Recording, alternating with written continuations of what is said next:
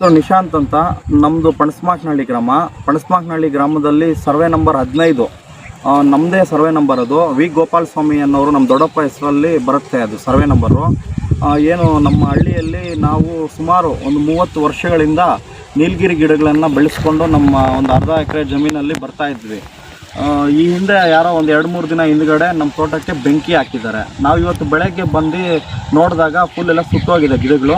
ಮತ್ತು ನಾವು ಗಿಡಗಳು ಸುಟ್ಟೋಗಿದೆ ಅಂತ ನೋಡಿ ಮತ್ತೆ ತಹಶೀಲ್ದಾರ್ ಆಫೀಸ್ಗೆ ಮತ್ತು ಕೃಷಿ ಇಲಾಖೆ ತೋಟಗಾರಿಕೆಗೆ ಭೇಟಿ ಕೊಟ್ವಿ. ಅವರು ಅದೇ ಪೊಲೀಸ್ ಸ್ಟೇಷನ್ಗೆ ಹೋಗಿ ಕಂಪ್ಲೇಂಟ್ ಕೊಟ್ಟು FIR ಕೊಟ್ಟರೆ ನಾವು ನಷ್ಟಪರಿಹಾರ ಕೊಡ್ತೀವಿ ಅಂತ ಅವ್ರು ಮಾಹಿತಿ ಕೊಟ್ಟರು. ಅದಕ್ಕೋಸ್ಕರ ಇವತ್ತು ಮಧ್ಯಾಹ್ನ 4 ಗಂಟೆ ಆ ಟೈಮ್ಗೆ ಹೋಗಿ ಶ್ರೀನಿವಾಸಪುರ ಪೊಲೀಸ್ ಸ್ಟೇಷನಲ್ಲಿ ಸರ್ಕಲ್ ಇನ್ಸ್ಪೆಕ್ಟರ್ ಅವ್ರಿಗೆ ಕಂಪ್ಲೇಂಟ್ ಕೊಟ್ಟಾಗ ಅವ್ರ ಸಿಬ್ಬಂದಿ ವರ್ಗದವ್ರನ್ನ ಕಳಿಸಿ ಇವತ್ತು ನಮಗೆ ಸ್ಪಾಟ್ ಮಾಜಾರಿಗೆ ಕಳಿಸಿದ್ರು. ಎಲ್ಲ ನೋಡಿ ಸಾಹೇಬರು ಹೋಗ್ತಾ ಇದ್ದಾರೆ.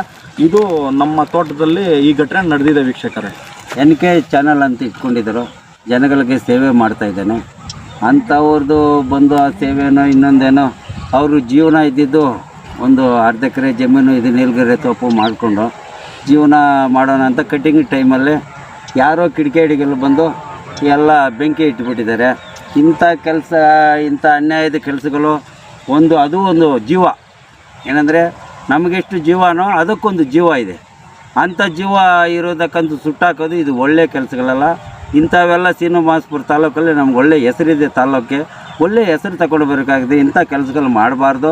ಇದಕ್ಕೆ ದಯವಿಟ್ಟು ಎಲ್ಲರೂ ಸಹಕರಿಸಿ ಆ ಬಡವರಿಗೆ ಅವರು ನ್ಯೂಸಲ್ಲಿ ಚಾನಲ್ ಇಟ್ಕೊಂಡಿದ್ದರು ಅವರೊಂದು ಇದಕ್ಕೆ ನಾವೆಲ್ಲರೂ ಸೇರಿ ಸಹಕರಿಸಿ ಅವರಿಗೆ ಪರಿಹಾರ ಏನಾದರೂ ಕೊಡಿಸಿ ಅವರಿಗೆ ಈ ತಾಲೂಕಲ್ಲಿ ನಮ್ಮ ಒಂದು ಘನತೆ ಗಂಭೀರವನ್ನು ಉಳಿಸ್ಕೋಬೇಕು. ಆದರೆ ನಮ್ಮ ಸರ್ಕಲ್ ಇನ್ಸ್ಪೆಕ್ಟರ್ ಸಾಹೇಬರು, ನಮ್ಮ ಸುಬ್ರೆಡ್ಡಿ ಸಾಹೇಬರು ಅವ್ರು ಹೇಳಿದ ತಕ್ಷಣ ಬಂದು ಸ್ಪಾಟಿಗೆ ಬಂದು ನೋಡ್ಕೊಂಡಿದ್ದಾರೆ.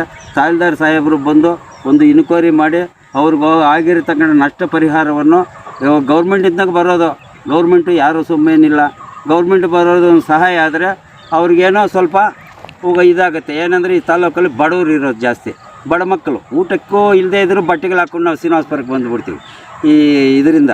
ಆದ್ದರಿಂದ ತಾವು ದಯವಿಟ್ಟು ಊಟಕ್ಕೆ ಇಲ್ಲದೆ ಇರೋರು ನೋಡಿ, ದೊಡ್ಡವ್ರನ್ನ ಬಿಟ್ಬಿಡಿ. ದೊಡ್ಡವ್ರು ಚೆನ್ನಾಗಿರ್ತಾರೆ, ಬರ್ತಾರೆ, ಹೋಗ್ತಾರೆ. ಅಂದರೆ ನಮಗೆ ಇಂಥವ್ರಿಗೇನಾದರೂ ಸಹಾಯ ಮಾಡಿದ್ರೆ ನಿಮ್ಮ ಮಕ್ಕಳಿಗೂ ಒಂದು ಒಳ್ಳೆಯದಾಗತ್ತೆ, ಒಂದು ಮಕ್ಕಳಿಗೆ ಓದಿಸ್ಕೊಳ್ಳೋದಕ್ಕೆ ಒಂದು ಸಪೋರ್ಟ್ ಆಗುತ್ತೆ.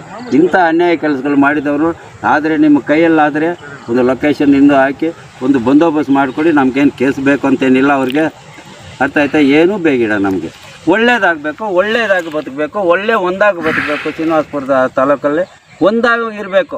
ಯಾಕಂದರೆ ಈ ಪಣಸ್ಮಾಕ್ನಹಳ್ಳಿಯಲ್ಲಿ ಏನಾಗಿದೆ ಅಂದರೆ ಒಂದು 60ರಿಂದ 70 ಜನ ಇದ್ದಾರೆ ಗಂಡು ಮಕ್ಕಳು, ಒಂದು ಹೆಣ್ಣು ಕೊಡ್ತಾಯಿಲ್ಲ. ಯಾಕಂದರೆ ಇಂಥ ಕೆಲಸಗಳಾಗಿ ಏನಾಗಿದೆ ಅಂತ ಹೆಣ್ಣುಗಳು ಕೊಡ್ತಾಯಿಲ್ಲ ಈ ಶ್ರೀನಿವಾಸಪುರ ತಾಲೂಕು.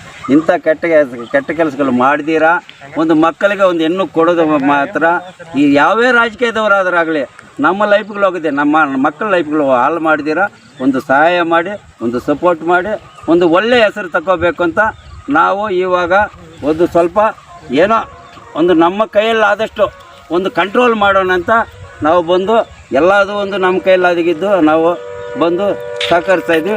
ನಮಗೂ ಸ್ವಲ್ಪ ಸಹಕರಿಸಿ ಎಲ್ಲರೂ ಒಳ್ಳೆಯದಾಗಬೇಕು ಅಂತ ನಮ್ಮ ವಿನಂತಿ.